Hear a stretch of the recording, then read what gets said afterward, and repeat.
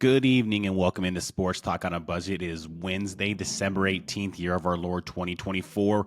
Week out from Christmas. Christmas is next Wednesday. Love this time of year. Love this time of Christmas time of year. It feels a little different this year. Not as much Christmassy as I'd like, but still love this time of year. Football has come down to the wire in the NFL. We're into the postseason for college football, and that's going to be basically the show today is going to be about college football today. But before I go ahead and dive into my show, just wanted to talk about how you can subscribe and like this show here. So if you like the video version of this show, you can find it right here on YouTube under Sports Talk on a Budget. Please like and subscribe right down here. Leave a comment. Love to see some constructive criticism as well.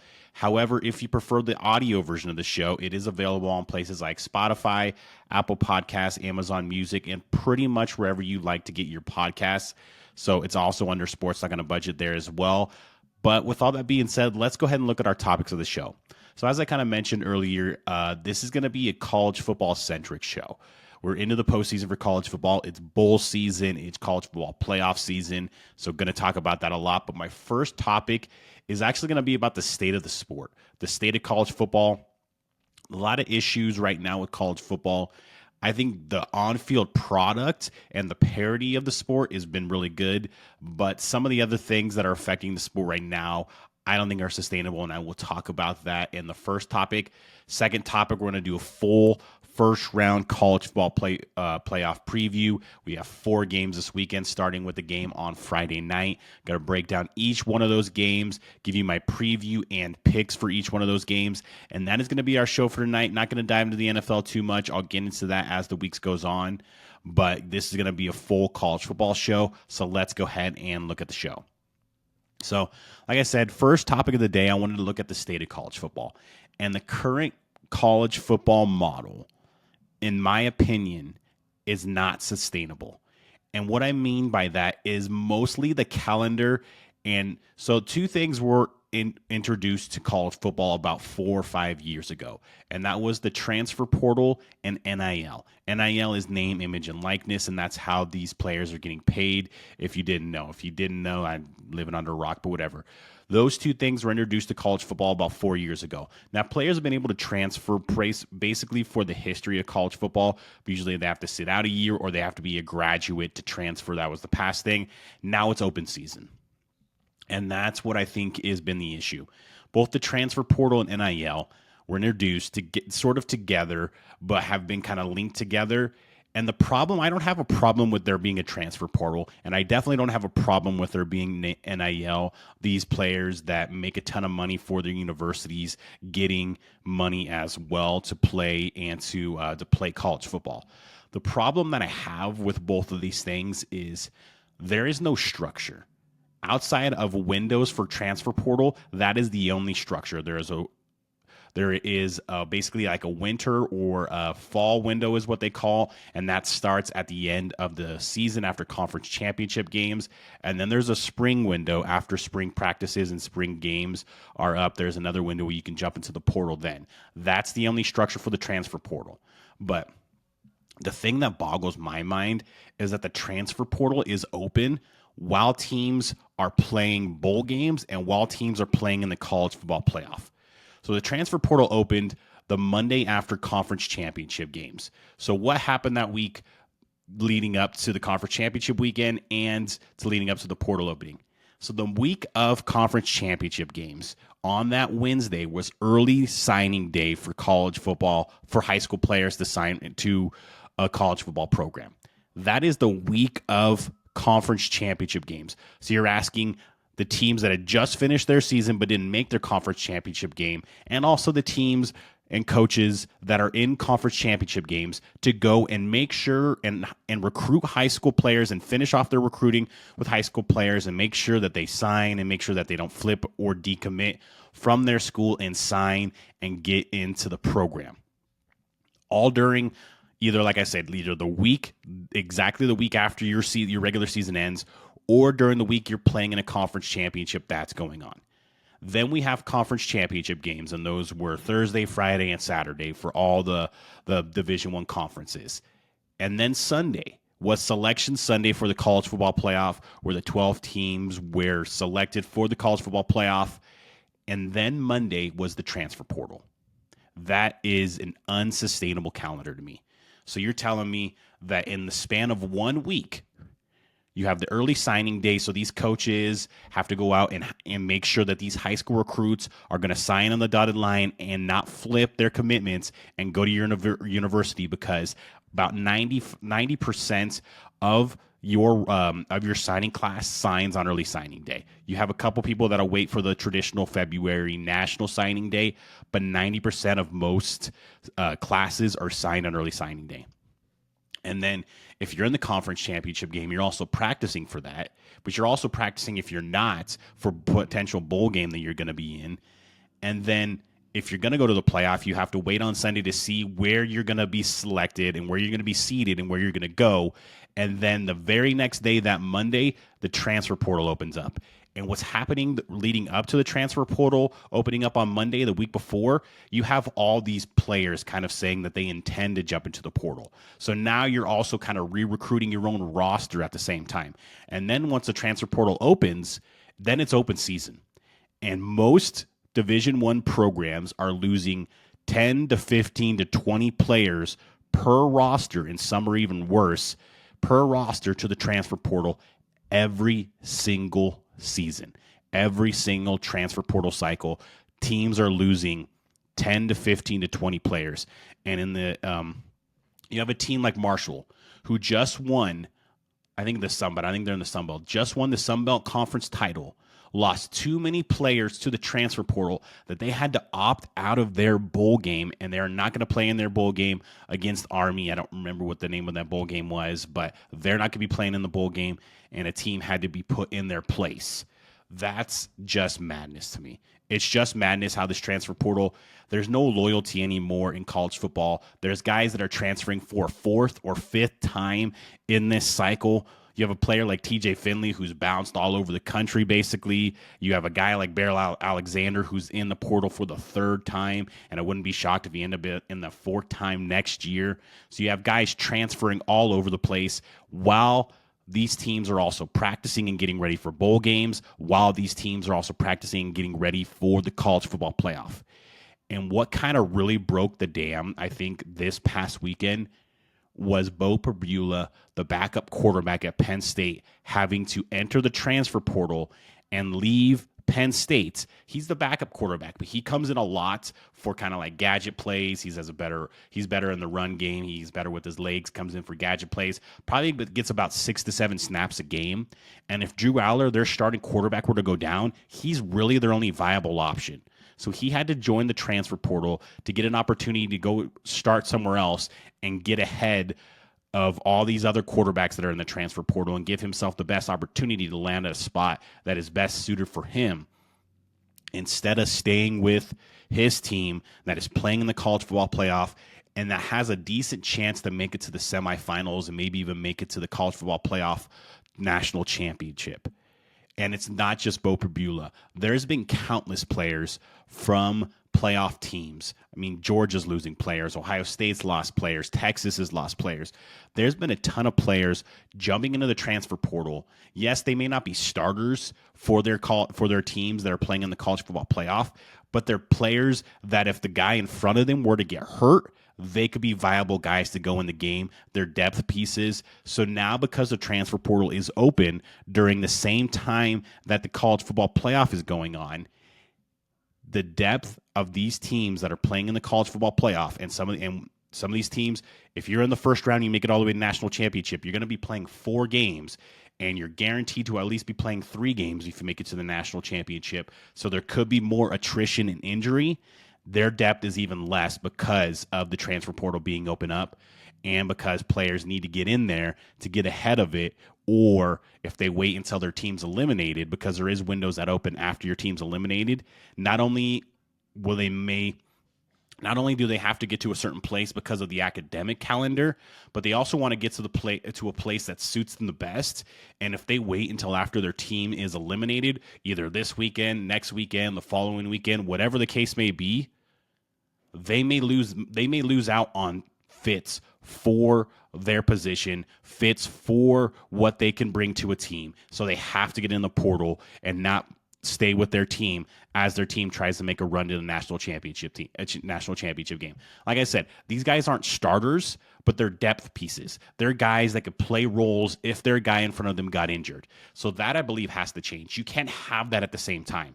I understand that you have to have it in December. You can't have it in January because of the academic calendar, and these kids are students before they're athletes, even though that term has kind of been thrown out the window as well. But still, that can't happen either. And then the NIL structure is out of control as well. Now, revenue sharing for the universities is supposedly coming in 2025 and maybe even here before the 2025 season starts.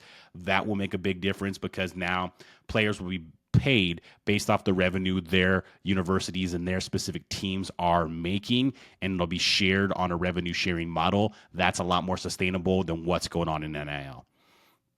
The fact that the number one recruit in high school was offered $12 million before he took a snap in college football blows my mind. The fact that Jackson Arnold is reportedly getting $2.5 million to be the quarterback at Auburn when he had a very, very underwhelming season as a quarterback for Oklahoma this year blows my mind. So the NIL is out of control. These agents working for these kids don't have to get registered. In the NFL, when you have agents, they all have to be registered by the NFL. You can't just be represented by any Joe Smo. Even if you're represented by like your dad or your mom or your uncle or whatever, they have to get registered by the NFL to be your agent. That's not the case in college. You can be registered by the dude standing on the corner that says, "Oh, I know numbers. I can get you the right contract." You could be represented by anybody. And what happens a lot of times is these kids are taken for a ride. The agent steals off the top. The schools give them, or the collective, not the schools, the collectives, and the NIL collectives for the schools give them broken promises, and that happens a lot. So that needs to change. So I believe the calendar needs to change. This early signing day happening the week of conference championship week is just stupid to me. I believe the transfer portal window needs to change as well. We need to find out whether we need to move the playoff and bowl season up a little bit or condense it a little bit, or do we need to find a way that we can make the transfer portal open and align with the academic calendar, but not also align with the same time as the college football playoff? That needs to change as well. And NIL needs to change. I believe these fixes are coming, whether they're coming now or they're coming in 5, 6, 7, 8 years. I don't really know exactly. The revenue sharing is supposed to happen pretty soon, supposedly. But these changes need to really happen because the sport, like I said, the quality of the sport on the field and the parity that some of these changes have brought has been great. But the burnout of the coaches and the players just moving all over the place, and the development of these players has really taken a hit with some of these things here. It is more of a professional model, and that's kind of the direction they wanted to go, but there needs to be more structure. So that's the biggest takeaway for me. There needs to be more structure around NIL. There needs to be more structure around the transfer portal, and fix the calendar and get that early signing day out of there. That is just super wrong to make coaches do that either right at the end of their regular season or during the week that they're preparing for a conference championship game, for them to have to go finalize the recruits that they're getting in high school. That's wrong. That could be moved to February. There was nothing wrong with National Signing Day in February. In fact, that was one of my favorite days of the year up until about 4 years ago when that changed. So calendar needs to change. There needs to be more structure with transfer portal and NIL. That could really help this sport move forward, because the model that it's operating under right now is not sustainable. It's just not. It's not sustainable at all. But like I said, the on-field product has been good. And let's go ahead and move to my second topic, which is about the on-field product. And we're going to go ahead and give my first round preview. 4 games. I'm going to pick and preview each one of them. We'll start with the Friday night game, and that is number 10 Indiana and number 7 Notre Dame. And Notre Dame is currently a 7-point favorite in this game. And some of the keys to the game for me here is can Indiana slow down Notre Dame's run game? Can they slow? Notre Dame's got a 2-headed monster in the backfield with their running backs. Quarterback Riley Leonard also runs the ball very effectively as well. That's how Notre Dame likes to operate their offense. They like to run the ball with their backs and with their quarterback, lean on you, shorten the game, take time of possession, leave your offense on the sideline, and control the tempo and pace of the game. That's what Notre Dame likes to do. Can Indiana get them out of that and make Riley Leonard beat them with his arm? Because I don't know if he can. Riley Leonard is a good quarterback. He's not a great quarterback, and he's not a great quarterback when you ask him to play from the pocket and make throws and good throws on a consistent basis. So that is going to be the question mark for me there. Next question is going to move to the Indiana offense.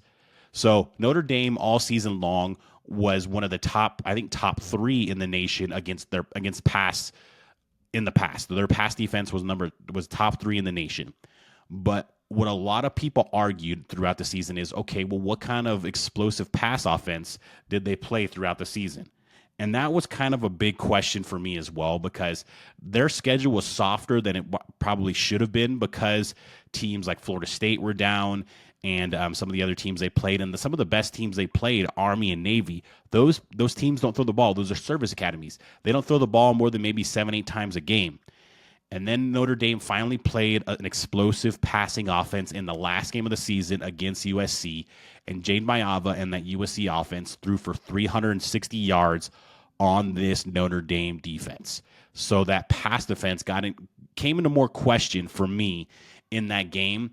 And Indiana, now I don't think they're as explosive in the pass game as USC is, and they don't have the receiver talent that USC did, but they can be very explosive. They have an underrated receiving core. Rorick has been very good for them all year. He is an underrated quarterback as well, so they can hurt you in the passing game, and they have hurt teams in the passing game as well. Can they get some rhythm, and can they hurt this Notre Dame defense in the passing game like USC was able to do at the end of the season? That can make things tough on Notre Dame. And another question mark for me is with Indiana, can they handle this stage? So all season, they hammered basically every opponent they played except for 2. At home against Michigan and on the road at Ohio State. And this was one of the worst Michigan teams of the last decade.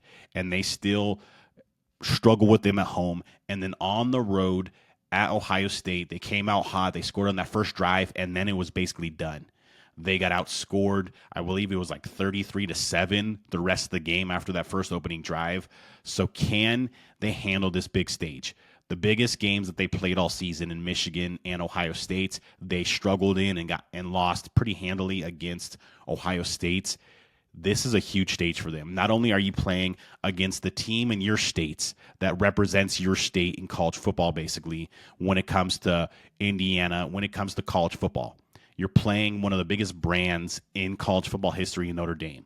So can they handle this stage? Because this Indiana team is no slouch. I know their schedule wasn't great, and it's still Indiana, and we still have to kind of get used to the idea that Indiana is playing in the college football playoff.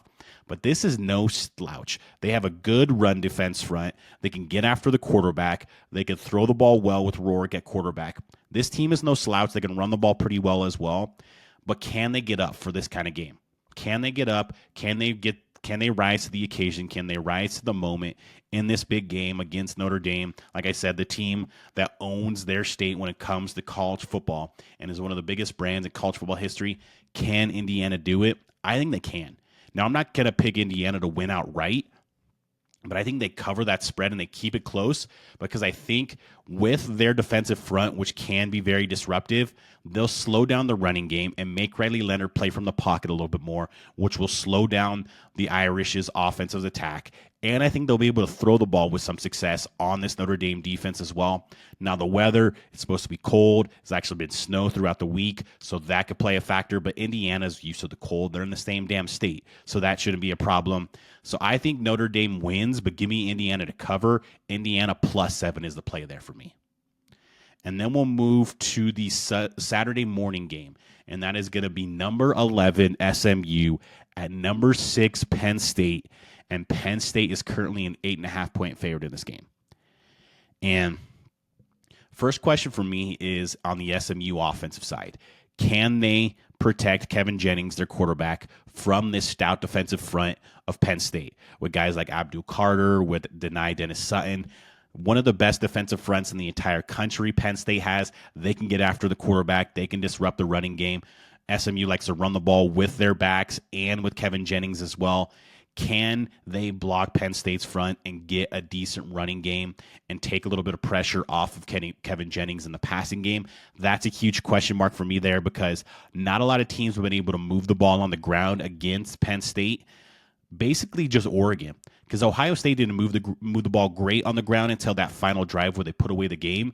But it's just been Oregon and a little bit Ohio State that's been able to run the ball on this Penn State team. USC had some success with Woody Marks, but it's mainly been Oregon and Ohio State. Can SMU establish a run game and protect Kevin Jennings from that defensive front? That's a huge question mark for me here as well. And then a question mark on the Penn State side is what offense shows up for them. Is it the offense that went toe-to-toe with Oregon in the Big Ten championship game and went blow for blow and kind of matched a lot of the haymakers that Oregon was throwing and a lot of the scores that Oregon was having? Is it that offense, or is the offense that kind of sputtered against Wisconsin, sputtered against Minnesota a little bit, sputtered against UCLA at home a little bit? Which offense shows up? And can they get any kind of contribution from their receiving core? Because what it's been most of the year for this Penn State team is either they run the ball really well with Katron Allen and Nick Singleton, they throw the ball to both those guys out of the backfield, or Tyler Warren. They throw the ball a ton to him, their tight end as well. Can they get any kind of contribution from that receiving core? Guys like Julian Fleming, who was a transfer from Ohio State, can they get some kind of contribution? Because SMU, I'm almost confident that their defensive game plan is going to be, right, we're going to load the box. We're not going to let you run the ball on us. We want you to throw the ball not just to Tyler Warren, to your receivers, and be a vertical team. Can you do that consistently? If Penn State can do that consistently, I think they'll be very successful, and have a very good chance to win this game. And then the weather.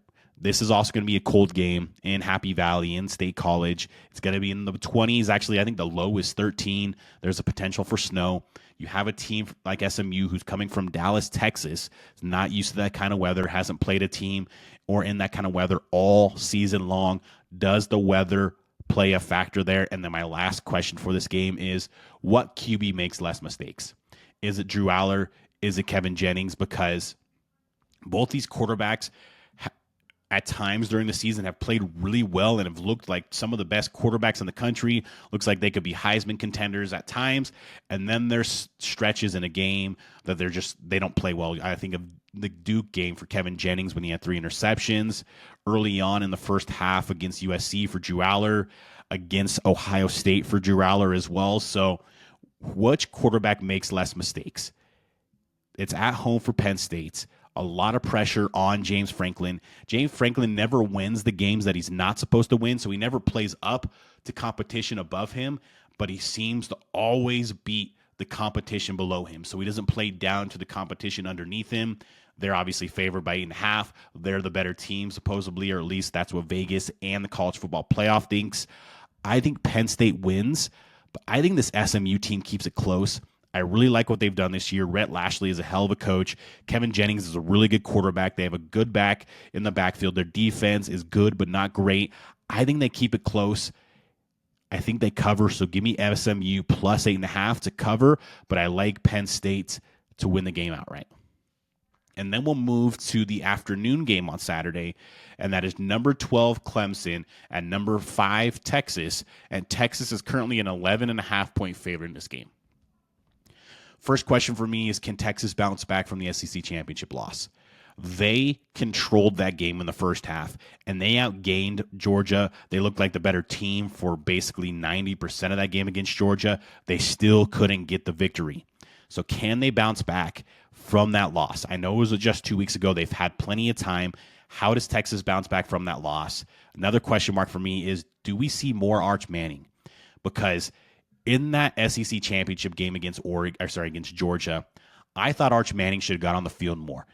Quinn Ewers, there's been something off about Quinn Ewers ever since he returned from the injury. He hasn't been the same. He has basically zero mobility, so he can't really move in the pocket, and he can't really move to extend plays. His arm strength has kind of taken a hit because of that mobility as well.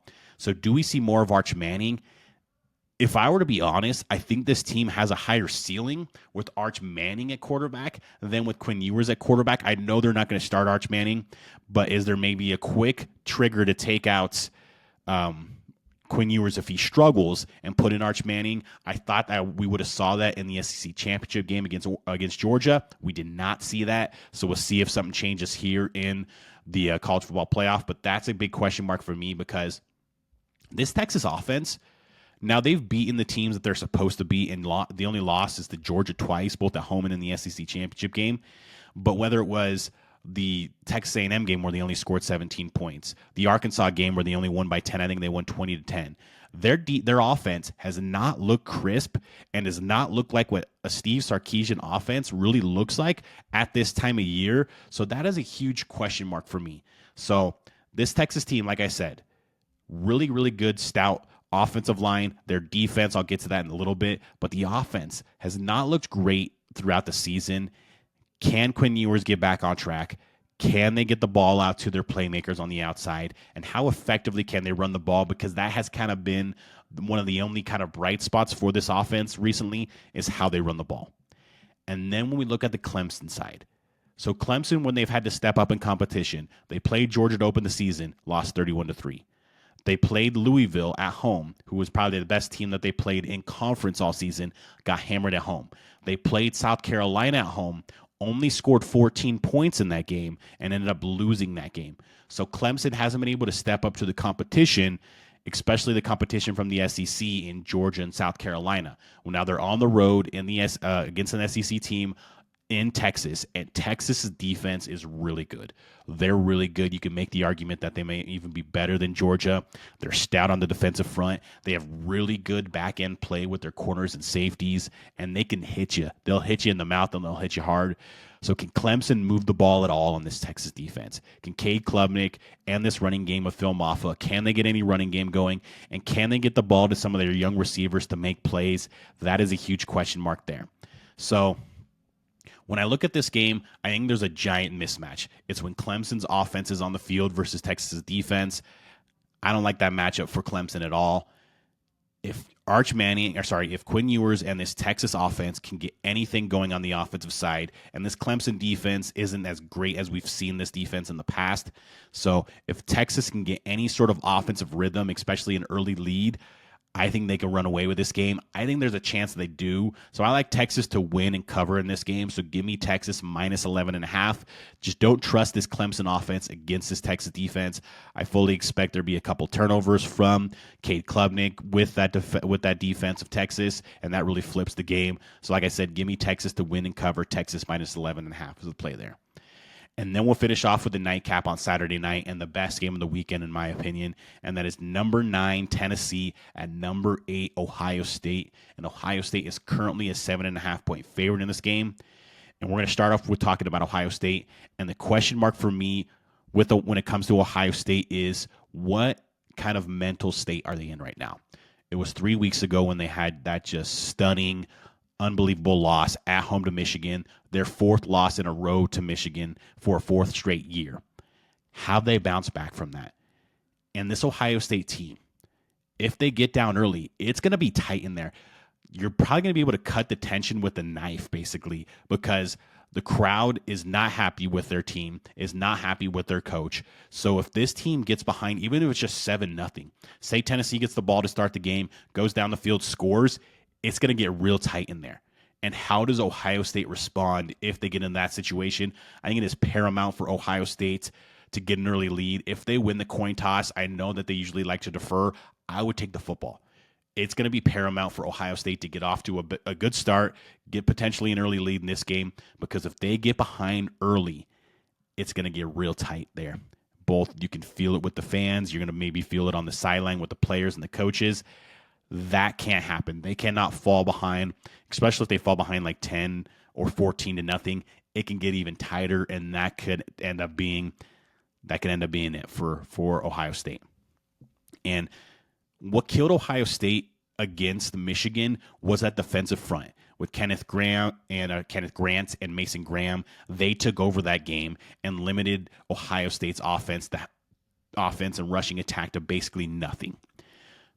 Tennessee has a very stout defensive line, maybe not the superstars like Grant and Graham, but I would say maybe a deeper defensive line than Michigan does. They can bring in two, three, four, five guys on the defensive front that can play well in the run game and get after the passer as well. So this Tennessee team is probably going to try to do a lot of what Michigan did to this Ohio State team, is slow down that run game. Ohio State still missing the Remington Award winner in Zach McLaughlin, their center, still missing their left tackle, so it's kind of a makeshift offensive line, and we've seen their struggles with that makeshift offensive line against Nebraska and then, of course, against Michigan. So that's going to be a question mark there. Like I said, this Tennessee defensive line, it can get after it just as well as Michigan, if not better. So that's going to be a huge question mark there. And can Ohio State get the ball to their playmakers? What also killed them in that Michigan game is they couldn't get the ball out to Jeremiah Smith, Emeka Ibuka, Carnell Tate. Will Howard struggled throughout that game. It looked like he lost confidence after that first interception and then had a second just absolutely awful interception while they were going to score. They were getting close to the red zone. I think they might actually been in the red zone on that interception. So can Ohio State get the ball to their playmakers and make this game, because that could be Tennessee's weakness. They don't play. They're not great on the back end. They're great on the front end in defense. Their back end isn't terrible, but it's not great. So that's where you can expose it. And let's be honest, Ohio State's got the best wide receiver trio or best wide receiver room in the country, and they've had the best wide receiver room in the country for basically a decade at this point. So can they get the ball to guys like Jeremiah Smith, Emeka Ibuka, Carnell Tate? Can they get them the ball on a consistent basis? Because that can really get this offense going and maybe even open up run lanes in the run game as well. And then Tennessee. Tennessee has been a notorious slow starting team. I think they were shut out in the first half against Florida. They've started slow in other games as well. They started slow. They were down 14-0 in a hurry against Vanderbilt the last week of the season. So Tennessee has been in this notorious slow starting team on the road at Columbus. If they get behind early, this could be a really tough environment, because that probably would mean Ohio State has flipped and now their fans are fully behind them instead of being tight and being worried about the state of their program. So Tennessee can't afford to get behind early against this Ohio State team. Ohio State does have a stout defense both in the back end and in the front end. They have maybe one of the best defensive players in the country in Caleb Downs in the back end. And that's another question mark, is Nico Iamaleava versus that pass defense of Ohio State. Can Nico Iamaleava step up to the stage, have a big game? He's had good moments in big games, but he hasn't been able to put really good, consistent stretches. He had good moments against Alabama at home. He had good moments on the road at Georgia, but wasn't consistent enough in those games. Ended up costing him against Georgia. Didn't cost him against Alabama because their defense played that well, but he's going to need to have a good, big game against Ohio State in this game. That's another question mark. I just don't know what to expect from Ohio State. I don't know what the state of their program is. I don't know what the state of their players is. And I think this is going to be a really tense situation for them. Playing at home, it may have been better for them to play on the road, like Herb Street said in the Selection Sunday show 2 weeks ago. It may have been better for them to play on the road, but they're at home. I think Tennessee goes in there and potentially wins the game outright. So I think they definitely cover. So give me Tennessee plus 7.5. I actually like Tennessee money line there because there's a lot of good value there at 7.5. This Ohio State team, I just don't know, like I said, what to expect from them after that crushing loss to Michigan. And if they end up losing this game, first round playoff game at home, is at the end for Ryan Day. That's a conversation for another day. But give me Tennessee plus 7.5, and I would actually sprinkle some money on Tennessee money line as well. But that has been my preview and picks for the first round of the college football playoff. Love that we get these games at home. We get to see the environments. We get to see the home fans. This is going to be incredible. 4 games this weekend, 1 on Friday night, 3 on Saturday. Can't wait for this. This has been my show as always. This is Sports Talk on a Budget. If you like the video version, it is here on YouTube under Sports Talk on a Budget. Please like and subscribe right down here. If you prefer the audio version, you can find it on places like Spotify, Apple Podcasts, Amazon Music, or basically wherever you get your podcasts. Thank you again for watching and listening, and have a great day.